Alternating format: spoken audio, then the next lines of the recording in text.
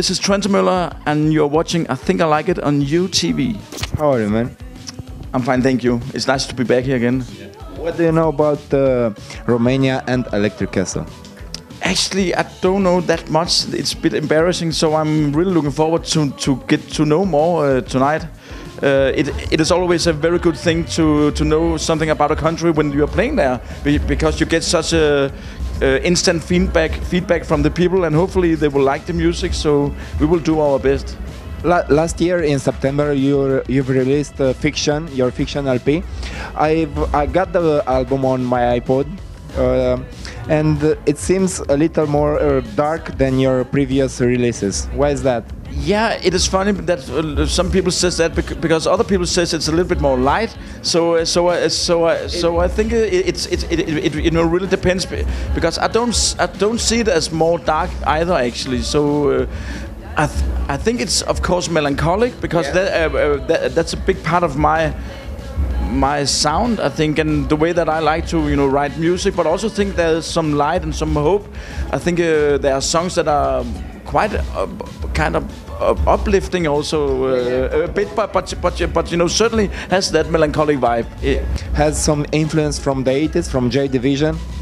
Yeah, definitely, because it's somehow just those bands that I was listening to when I was a teenager somehow suddenly popped up in my mind when I started to do these songs, and it wasn't something that I really thought that much about, but when the album was finished, I could definitely hear that okay, there are some influences there, but I didn't want it to be like a retro nostalgic album, so I also wanted something that was present and looking a bit forward. So mixing those inspirations, but always try to keep it with the Trentemoller sound. Yeah. It feels futuristic. Yeah. To have something that maybe reminds me of my childhood, but something that still hopefully looks a bit forward at the same time. As a kid, what kind of music did your parents used to listen and play in the house, and how did that influence your career? Yeah, it didn't really influence me that much, because they were just listening to whatever was in the radio, and that was more like the usual commercial pop music that was playing back then. So I think the first time when I heard something that was really, wow, this is different, it was suddenly the national radio played Velvet Underground, Venus in First, that song. I loved that song, and I was totally blown away. I think I was 10 years old or 11, and I was like, wow, this is so different from all the music that they normally play there. So I think that was a big point for me, like, okay, music can actually sound so different, and I thought it was really, really mystic, a little bit scared of the sound actually, because it was had that drone and that mystic thing going on, and I didn't really understand what he was singing about. But I could just hear that the music just had something very haunting. When did you get that spark to I want to play music? When did you get that?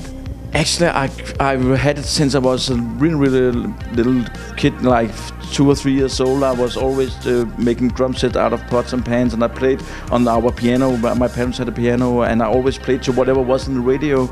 So I was quite good at just learning the melodies by listening, and then I could play a simple version of those pop songs. So I started playing very early, and then I played in my first school band when I was 10, 11, 12 years, and then it just went on from there. So I always wanted to be a musician. I also wrote music when I was maybe 10 years old. I started doing that.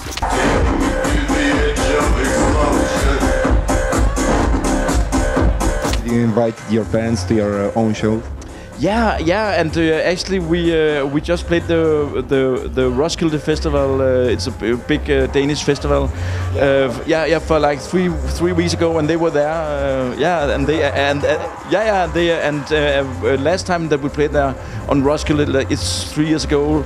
Our show started at 1:30 in the night, so they were there also. They are 70 plus, so that was pretty cool. What's the hardest part that you encounter in your career? I think the hardest part is actually every time that I start working on a new album, because I really think it's hard sometimes to know which way to go, and because I'm doing all the music myself, it's a very lonely process. So being able to kind of navigate in all the different moods and ideas, and sometimes you think that what you're doing doesn't sound good and doesn't sound right. That's always really, especially in the beginning, the first months, 1 or 2 months is always really hardcore, and I always forget how hard it is. But it's also nice when you finally come to something that really works. When do you know that your work is finished?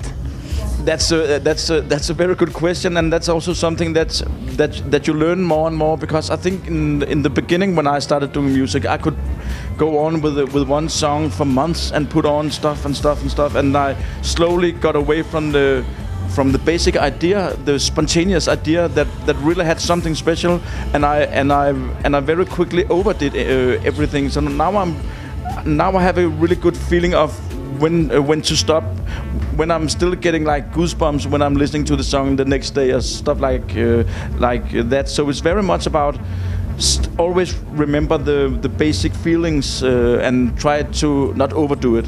What will you do? What job will you have if you were to quit music? Yeah, I actually when I was a child, I really loved to steal my parents. They were having this, I don't know what it's called in English, but this camera without any. It's called 16 millimeter or something, 16 millimeter camera, and I really wanted to be a cameraman. So yeah. So, and actually recently I also thought about actually buying a camera and maybe doing my own visuals and stuff like that. So yeah. I saw that your visuals are really haunting. Where's that? Yeah, it's because it really fits my music, and I like it to be quite abstract. So it's not so much a story being told from A to B. I really like if people can put their own stories, their own feelings and atmospheres into the music and into the visuals. So I like it to be a little bit abstract in a way. What do you want to achieve as an artist? I just want to always try to be as honest as possible in the music that I'm doing, and always try not to do the same thing twice.